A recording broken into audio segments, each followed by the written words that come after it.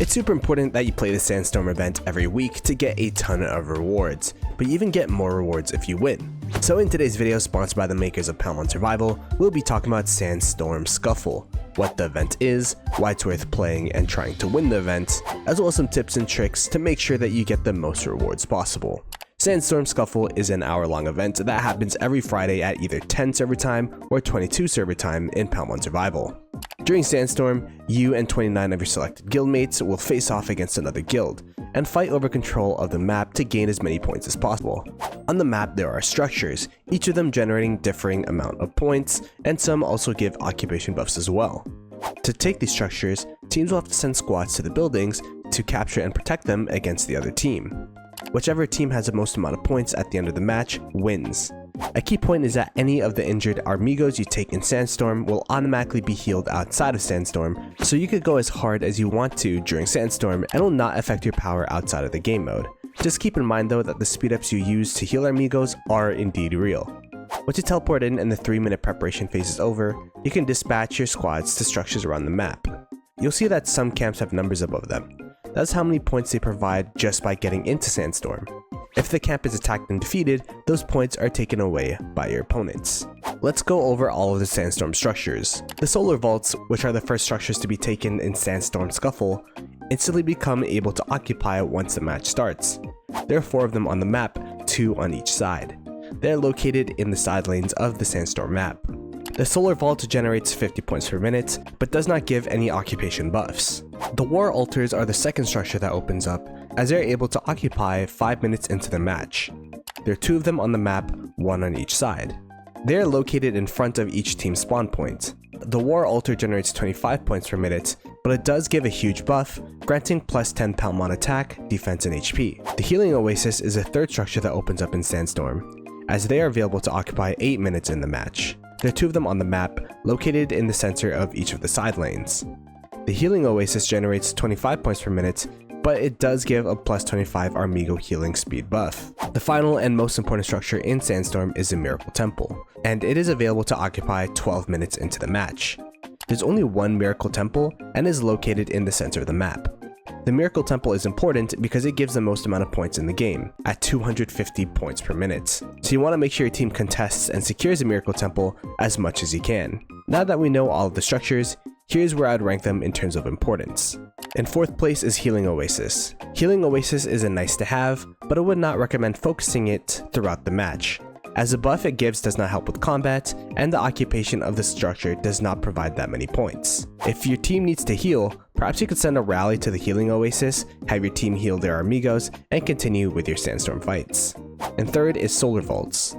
Solar Vaults are a great way to generate points, and shouldn't be ignored. Securing the 2 Solar Vaults on your side of the map is the priority, with your opponent's vaults being a nice to have. In 2nd place is War Altars. War Altars are the second most important structure because of the strong buffs they provide. With extra stats, you should be able to take more of the map and gain more points, so it is important that you hold your War Altar and try to take your opponent's War Altar if possible. In 1st place is the Miracle Temple. The Miracle Temple is the most important structure because it gives 10 times more points than a single War Altar or Healing Oasis, and 5 times more points than a Solar Vault.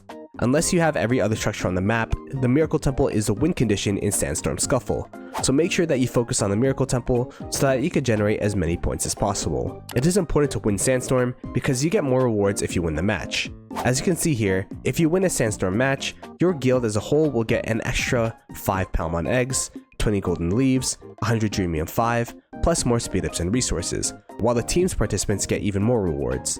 2k prestige, 100 Dreamium 5, and more speed ups and resources.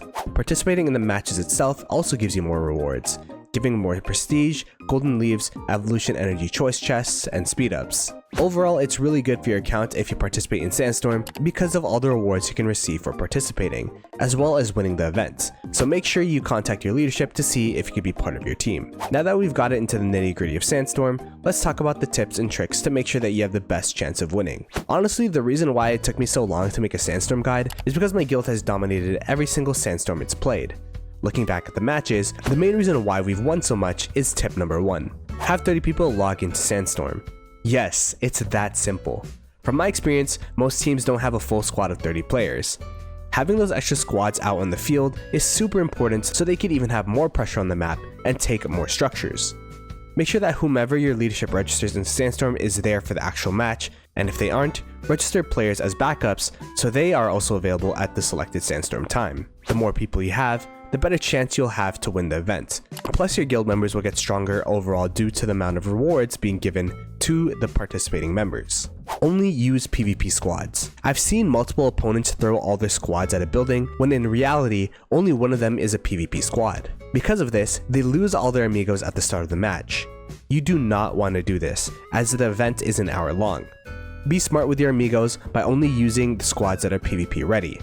For me, I still only have one squad, so I only use that squad throughout the whole match, and it lasts me the full match most of the time. If you're too loose with your amigos, you'll either have to sit out the match or use precious healing speedups, which you only want to do in the worst case scenario. Be patient. Sometimes you're in a structure and no one's attacking it, and that's okay. That means that the structure you are garrisoning is generating points for your team, and your squad is making sure that it stays that way. Sometimes inaction is the best action, especially in Palmon survival, where your squads have to go back to camp first before they could be dispatched elsewhere, which could take minutes at a time. Communicate with your team. Guild chat, Discord voice, whatever it takes to make sure that you're on the same page. In our Sandstorm matches where there was a big Kraken that could solo take structures, members would ping where those player squads were so that we could ignore the structures that they were in and take the rest of the map. It's those little things that can make or break a successful Sandstorm match. And finally, get those individual points. Even if you lose, you should still be able to get 15,000 points to get all the rewards. You can attack structures to get points, garrison structures to get occupation points, and also attack camps to get points that way as well. That's all that we got for the Sandstorm Scuffle event guide. If this video was helpful in any way, be sure to like the video, share it out to your guildmates, and subscribe for more Palmon content. Our sub goal is now 500 subs, and when we hit that goal, we'll be launching a coaching service for Ploto Palmon members. In the meanwhile, we've gotten questions and video requests in the Discord server, this video actually being inspired by a request by Arshim on Discord, so shout out to them. If you want to be part of a Discord community where you can reach out to me or anyone else in the server for any questions and suggestions, feel free to join the Discord server linked in the description below. Let me know if you have any other Sandstorm tips in the comments below, and I'll see you guys in the next one. Peace!